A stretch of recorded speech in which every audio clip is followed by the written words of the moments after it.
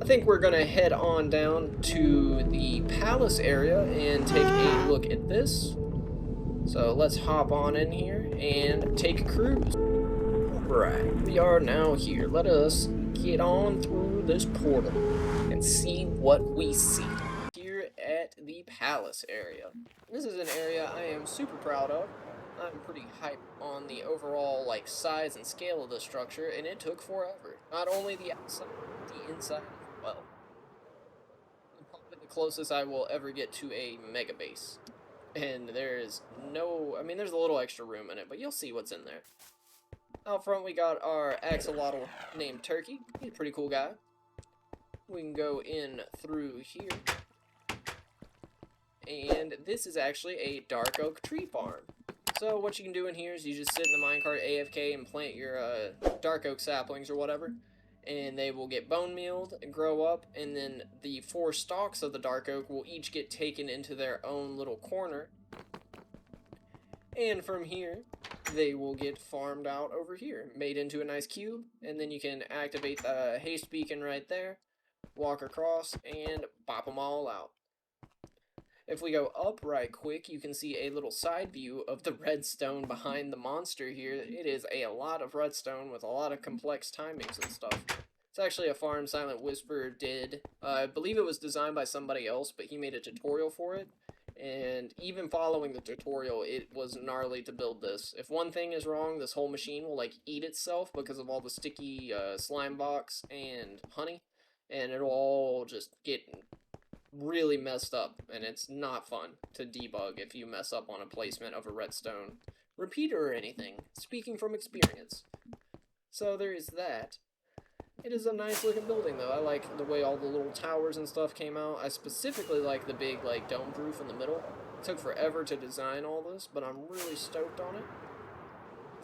It's a pretty bare area outside of this. So the downstairs from the main entrance there would come across right here, and there's the 2 other squares in the back, so 4 squares total of dark oak logs you can mine.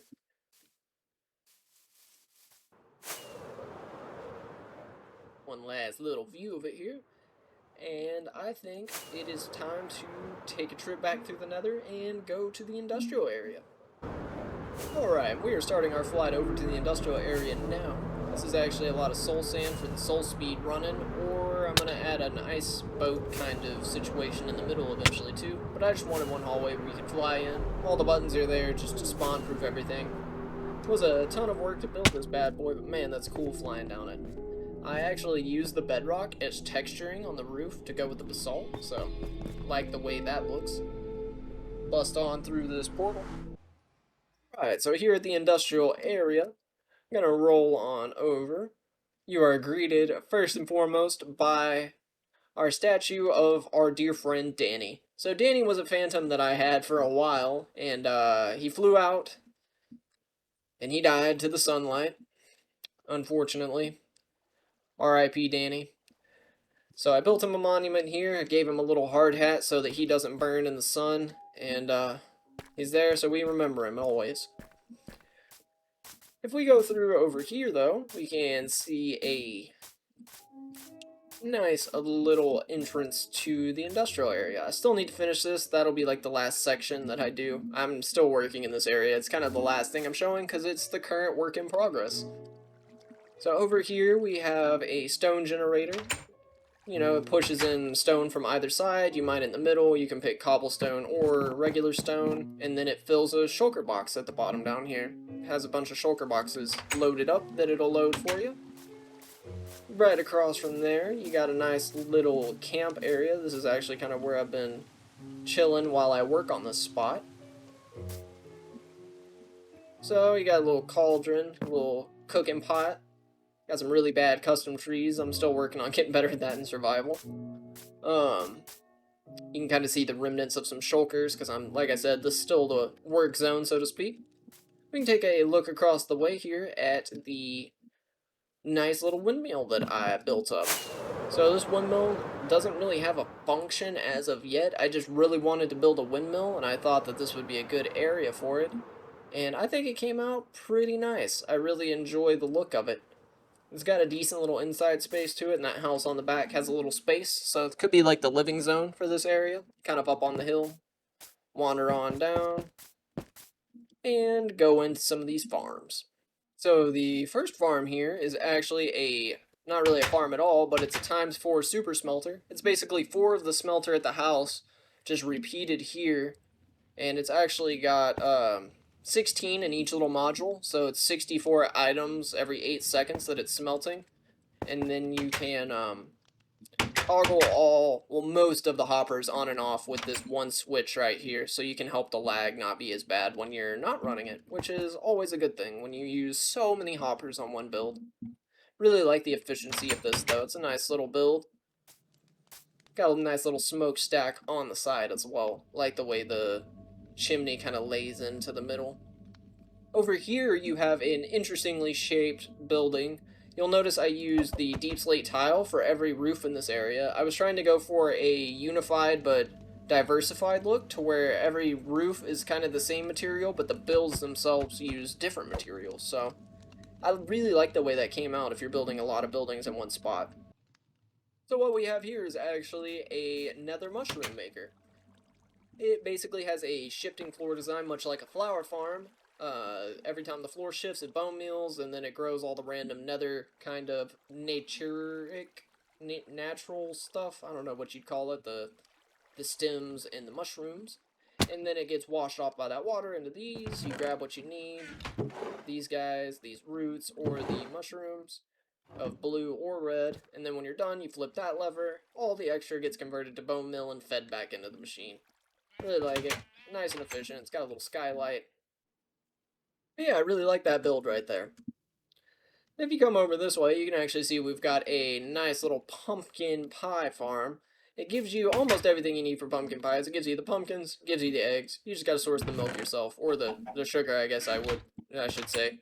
The sugar, actually, you can source from this building, which will be the last building we look at today. Right behind this building, there's actually a nice little spot I have cleared out for the future nether tree farm that's gonna go back there. Pretty excited for that. But this building right here is probably the one I've put the most time into recently, and I really, really like the look of it. So I was going for like a steampunk asymmetrical style build. I don't know if I pulled that off specifically, but I really like whatever ended up happening here. So I've got the kind of gears, so to speak, on the sides. It's supposed to look like gears that interlock, and this is like a belt. Got a little garden spot, a little balcony. And then on the front, you've got some like fake windows that are lit up real nice. And you got an actual pipe that goes around this thing that functions because in the top floor of this, there is a bone meal maker, a really good bone meal maker designed by Eggfur, that it uses moss. And we can go inside and take a quick peek at that. So there's the bone meal maker there. All of that's doing its thing, and then the bone meal gets put out here. Any of the extra, of course, gets fed into the machine to make sure it has plenty in here to keep going and making more bone meal. And then the extra would go in here, get dropped down, and then from there, it actually feeds all of these machines right here. And the addition of feeding the machines was definitely on my side of things. The Eggfur design is fantastic, though. Highly recommend his designs for moss farms. They're really, really good.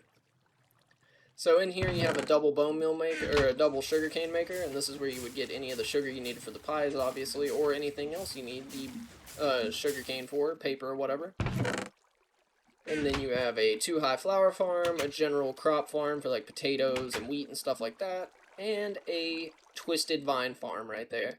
And all of these, of course, are automatically fed by the bone meal maker upstairs, and when they are all full, the bone meal slides in right here and fills up these chests, which is pretty cool. I like watching it all play out. I really like how this full building ended up coming to fruition. Hey guys, well I think that's going to do it for me this week. I appreciate you guys stopping by to check out the Bedrock realm.